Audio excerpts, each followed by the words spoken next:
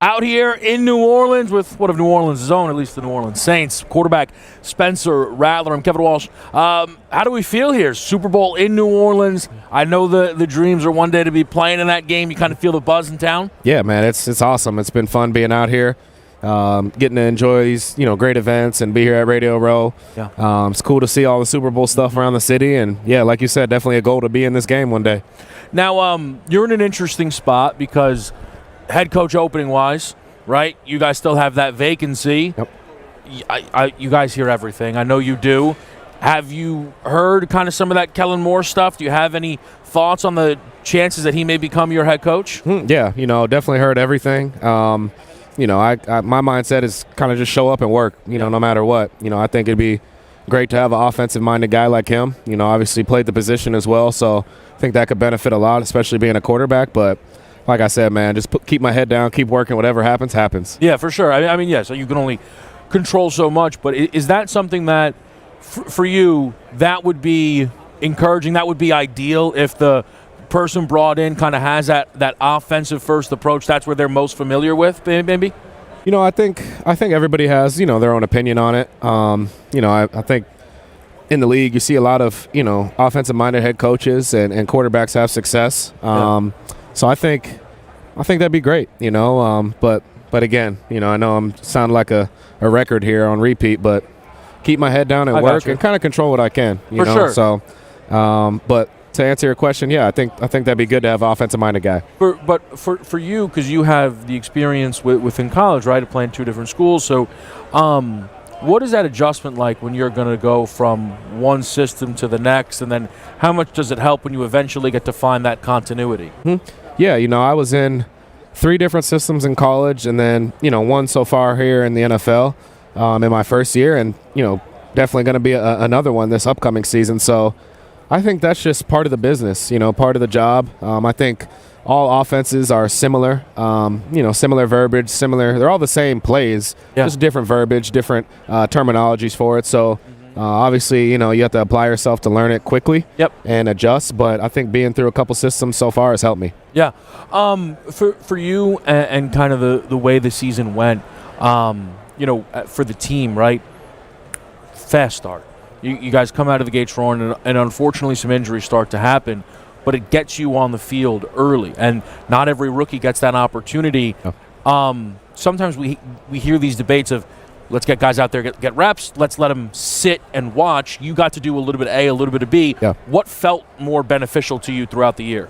I think playing, 100%, being out there, getting the live reps, getting in, game time situations, going against, I think all the starts I had were versus playoff teams except one. So I think that's even better. And, being out there, obviously we had a ton of injuries, a lot of different moving parts, changed the head coach in the middle of the year. So it was an interesting first year, but loved the experiences and put some good stuff on tape, a lot of good stuff to learn from as well.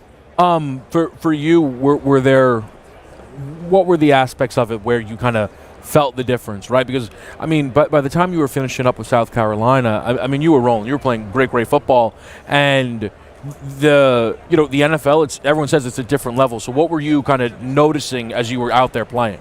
These are the best guys in the world. They get paid a lot for their position too. So it's not easy. I learned it's not easy to win in the NFL. Sure. You got to have all your pieces, and sometimes you got to go over X's and O's to make plays to set your team up. But it doesn't take one guy. It takes 11 on the field at a time, and we each got to do our job. And there's a lot of times we did that, a lot of times we didn't. And, a lot of great stuff to learn from, but enjoyed every experience. Yeah. I'm curious for you, South Carolina is a team that I think kind of caught people by surprise this past year. Do you feel like that program is starting to really turn the corner when we talk about consistency, right? In college, it can be tough to find, but, with Lenore Sellers back another year, do you feel like now we're starting to see that continue to track upwards? Most definitely. That's one of the things I'm most proud of is going to South Carolina and helping them get to where they want to be. Because I got so much respect and love for Coach Beamer and a lot of the staff there and players there and obviously the fans. I knew Lenore was going to be special when he was behind me last year, and knew when he would get his shot, he would do well. And he had some up and downs early, but kept working, and obviously you see he's super talented, and they're headed in the right direction. When you, I know you're busy with your own stuff in the NFL, but I'm sure you heard some of the conversations around the college football playoff of conference versus conference. You played in multiple conferences. Yeah. Did you feel that the SEC was, with respect, maybe a little bit of a step above some of the stuff you were seeing when you were playing at OU? No doubt. SEC, I think, is just different. I know the college football playoff might, SEC didn't have a great showing, I guess you can say, this year, other than Georgia, and I think that's about it, right? Georgia loses their starting quarterback. Exactly. And then, I watched I'll be honest with you, so I'm a Notre Dame fan, right? But people were like, see, Notre Dame finally got him. Like, well, I don't know, man, with respect to Stockton. There's not a lot of reps there, exactly. right? I think that was a big part of it. But then you look at the Big Ten.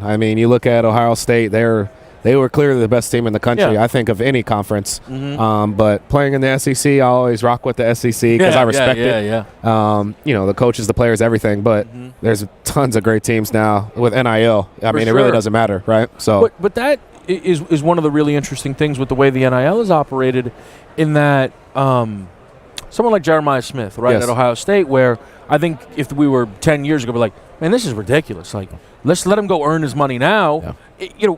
The NFL contract, whenever he gets there, will be what it is, but he's going to be able to get somewhat of his worth while at Ohio State, and that's a great change. He's going to be making a ton these next 2 years. Yeah. In college, I'm thinking of guys like Dylan Stewart as well at South Carolina, the DN. He's going to be making a ton as well. Yeah. It's another guy that could probably step in and play sooner than he has to. But there's no need to rush to the NFL now for guys coming out of college. Get your education, get paid, and build a legacy. Yeah. For you, with again, kind of going from the backup position to the starting position, was there any of the wide receivers, because you had so many different guys, right, the ins and outs, the injuries, that you started to really find a connection with and find that groove with, where you're hoping to grow on that from year 1 to year 2? Yeah.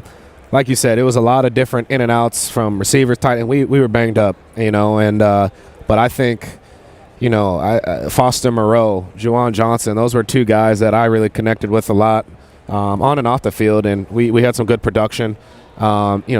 Kevin Austin, another guy who was not too many people knew about him, but he made plays, throughout the year. And then, MVS, I thought, was great for us, and, wanted to get these guys the ball more and spread it around, and they know that. But, I would say a lot of those guys we had a good connection with and could have even been better. Yeah, and I think those things will come with time.